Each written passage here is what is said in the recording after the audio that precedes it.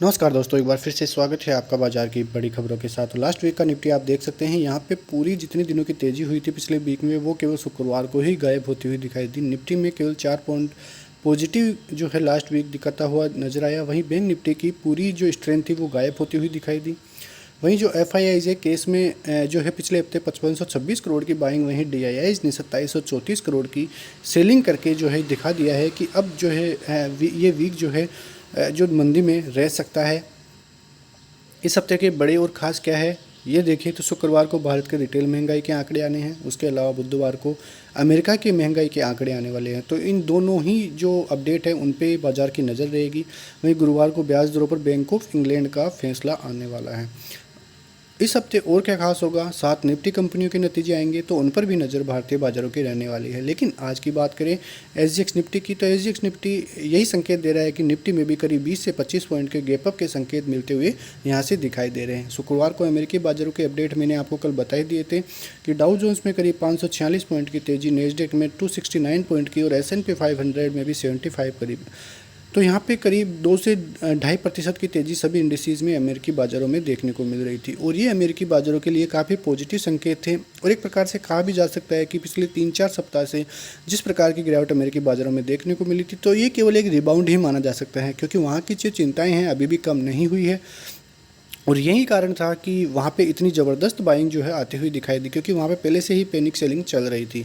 अब US में नौकरियों की बात करें तो अनुमान से अच्छे नॉन परफॉर्मिंग पेरोल के आंकड़े रहे हैं और इसी कारण बाजार इसको अच्छे लेते हुए ही जो है बाजार में तगड़ी बाइंग आती हुई दिखाई दी है। बाजार को अनुमान था कि 1.80 लाख नौकरियाँ लगेगी, लेकिन अनुमान से बेहतर नौकरियाँ लगती हुई नजर आई और करीब 2,53,000 नौकरियाँ जो है मिलती हुई अमेरिका में नजर आई हैं। अप्रैल में बेरोजगारी दर की 3.6% से घटकर 3.4 रह गई है। तो इन सभी इंडिसेस को मानते हुए आप यहाँ पे देख सकते हैं कि अमेरिकी बाज़ारों में केवल रिकवरी का मूड माहौल जो है कुछ समय के लिए बना हुआ दिखाई दिया था।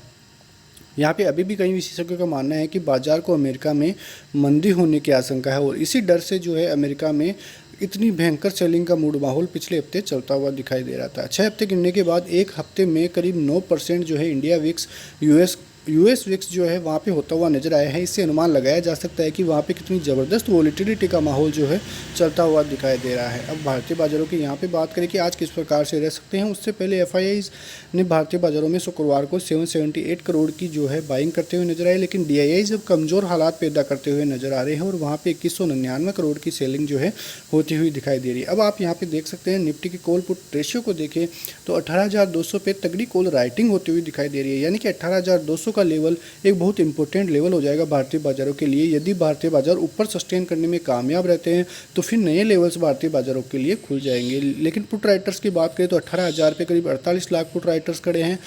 17,900 और 17,800 पे करीब 50 से 52 लाख के पुट राइटर्स यहाँ पे देखे जा सकते हैं। अब आज के लेवल्स की बात करें तो रेजिस्टेंस जोन की बात करें निफ्टी के तो 18,147 और 18,178 का लेवल भारतीय बाज़ारों में आता है, तो फिर 18,210 का लेवल बहुत इंपॉर्टेंट साबित होगा। यदि 18,210 के ऊपर भी बाज़ार सस्टेन कर जाता है तो ऐसा मानिए कि बाज़ार के लिए एक नई रेंज खुल जाएगी। 18,247, 288, 300, 400, 500 तक के लेवल्स आसानी से आते हुए दिखाई दे सकते हैं यदि निफ्टी 18,210 के ऊपर 15 से 20 में सस्टेन कर जाता है। तो अब बेस की बात करें तो 18,027 का पहला बेस होगा, 17,983 यानी कि 10 DMA का बहुत अच्छा बेस होगा। यदि बाजार इसको वॉयलेट कर देता है तो 944 और 901 तक के टारगेट निफ्टी में सेल साइड की तरफ आ सकते हैं।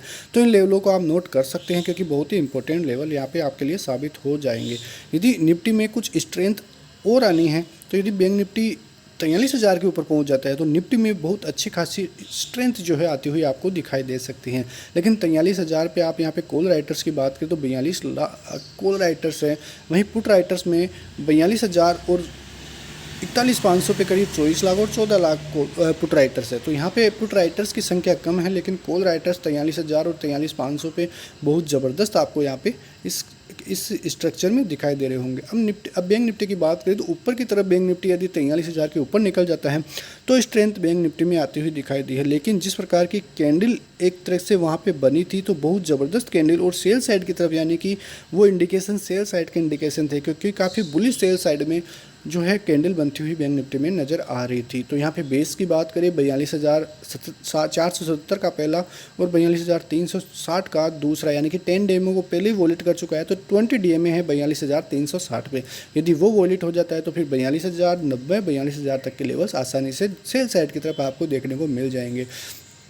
तो जो मोस्ट पैनिक है बैंक निफ्टी में ही है, क्योंकि वहाँ पे इंडसइंड बैंक में भी बहुत ज़बरदस्त जाते जाते सेलिंग देखने को मिली थी और एचडीएफसी में तो पहले से ही सेलिंग देखने को मिल रही थी। तो अब देखते हैं कि बाजार कैसा मूड माहौल सेट करता है, लेकिन सेंटिमेंट जो है अभी तक पॉजिटिव ही बनी हुई है, क्योंकि निफ्टी में काफ़ी स्ट्रेंथ देखने को मिल रही है। तो बनी रहिए ऐसी खबरों के साथ, तब तक के लिए जय हिंद जय भारत।